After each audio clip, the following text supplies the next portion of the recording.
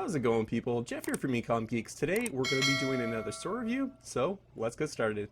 Today we're going to be reviewing Midlife Motorcycle. Now these guys did request a store review, and what they focus on is actually apparel for midlife motorcyclists. So uh, let's get into things here. So first off, I really do like your color choices. Your color palette is very consistent across your entire site, so that is great. You need a logo. So right now this is just text. You need a logo because you need something to bring everything together. So make sure that you use the same colors that you're currently using for your store. Or, feel free to make a logo and then update the colors. It's pretty easy to do that. But you do need a logo to build something around, to build your brand around. So that is super duper important. The next big thing that I'm seeing is that there's a complete lack of a hero banner. This here does not count as a hero banner. This is great information. It's good at telling people who you are and what you're about, which is great. This is necessary, but it's not a hero banner. You need a hero banner that is short and sweet, who we are, what we sell. It took me going through your site and going through your products before I realized that you're only selling apparel. You're not selling anything specific to motorcycles. It's that sort of niche market, but it's specifically apparel, and you need to make that super duper clear right off the bat. So designs for the biker of a certain age. I would say you could use this in your hero banner, but I'd say take designs and replace that with apparel. Just because you need to be straightforward with your customers. If they're not looking for motorcycle apparel, this store isn't the one for them. So get them out of there and get somebody who's actually interested in getting apparel for their lifestyle. What I can see taking a look at your store is that you're using Brooklyn. Not my favorite theme, but not bad. It's not bad. When you get a hero banner for Brooklyn, it is going to take up your entire page, at least at the top of it. So it's not bad. It can be good. That being said, I'm still a huge fan of Debut. I'm a sucker for Debut. So maybe check that out. But honestly, there's nothing too bad. The one thing that I prefer with Debut, or one of the things I prefer with Debut, is that you can have a lot of your products all laid out in a grid format that is all of equal size. So right now, this is kind of stylish and funky that it's, a large, image and then, two side products. But at the end of the day, you would be better off with a grid that is equally sized so that people can see in equal size what, what the designs are. I mean, me on the desktop right here, I can't even see, there you go. Like, I can't even see what was written on the t-shirt until I actually went into the product itself. So you've I think I took a look, and I think you have around 72 products ish. So you definitely need to lay those out better. The other thing is, this is too much for your homepage. You do need to show products and whatnot, and then you have your navigation, or some navigation here. Let's talk about one thing at a time. So you need to clean this up. You need to reduce the number of products that are on your homepage. You need to add some other information too. So definitely maintain this because this tells people who you are and what you're about. If you have any product reviews, if you've been featured in any news media at all, so that can include even just your local newspaper or whatnot, at least you can start to put that in there. That increases your loyalty and your trust. Now, the next thing that I wanted to talk about was your navigation slash grouping of products. So just in this one specific case here at the bottom of your homepage, these need to be different types of images because it is somebody wearing a t-shirt or a hoodie for each of these things. And if you want to use images to direct people's traffic, then you need to make something or choose images that reflect what you're trying to indicate where they're going. So guitars and music designs, I mean, yes, your products are going to be about that, but there's nothing that's really sets this apart from anything else. So maybe have like a close-up of the t-shirt, what it looks like. something like that, because there's no visual differentiation between each of the things on here. At the end of the day, that's it.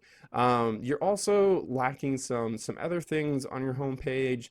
Like I said, social proof, media. I mean, it's hard to say what else to put on here because it's so it's like a niche market, and it's very strange. Let's keep going, because there's something else I'd like to suggest.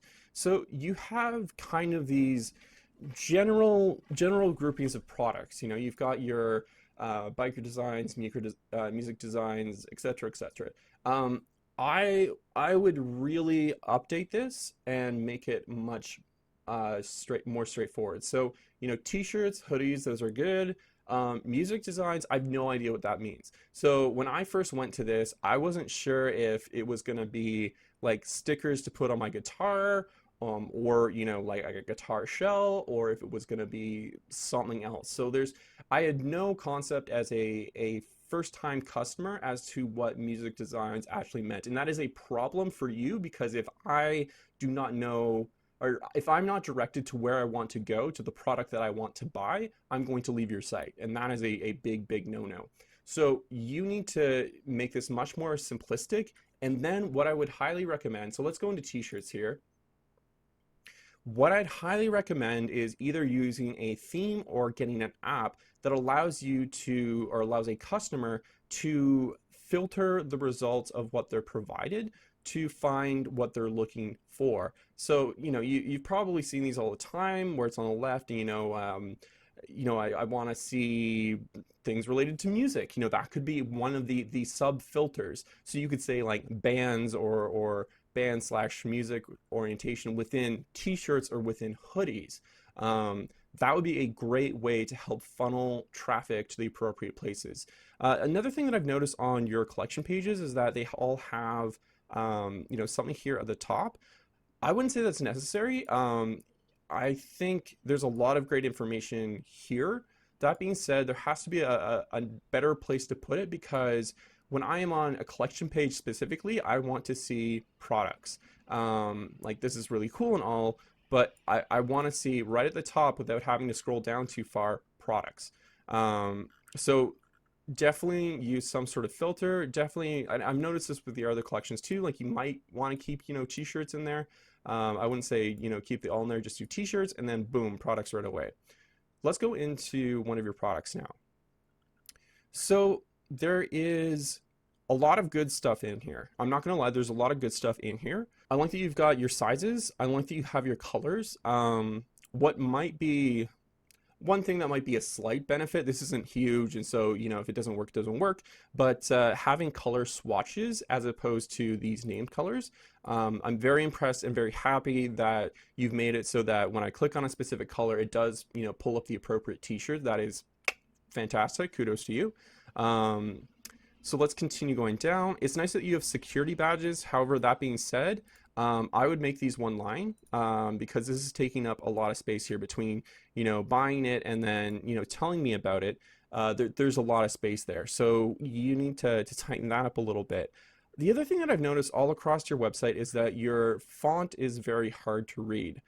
So this font here is it's very slim, and especially like when it gets small, it becomes very difficult to actually read what's going on there. I mean, I could zoom in even further to try and figure out what's going on, but I as a customer shouldn't have to do that to be able to understand what you're saying. So you've got two options. One, you can change your font, and that's actually super easy under your theme settings.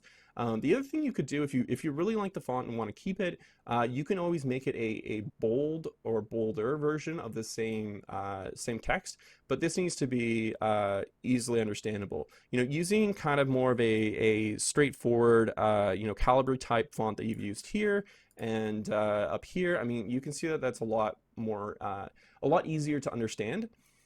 So I would definitely do that. You might, the other thing that I might suggest is improving your SEO a little bit. So taking a look at your SEO, I can actually see that you put effort into making your SEO more Google compatible. You've improved your SEO. You've gone through and you've actually done the work, so kudos to you. I mean, from what I can tell here, you have a lot of good information. Make sure that you put the most pertinent information within the first 100 characters of your description here, of your SEO. But overall, really impressed that you've actually taken the time to go through and improve your SEO. So kudos to that.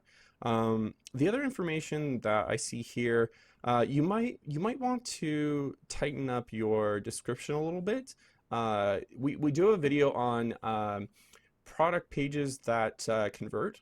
So you might want to take a look at that. It's not bad at all, like what you have here, but just adding in some things like point form, or adding like little, the little clip art things that tell people, what they're, going to expect or whatnot.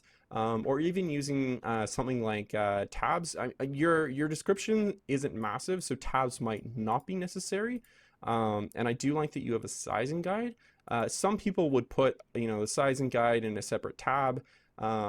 Honestly, this isn't bad, because you can still see the whole thing.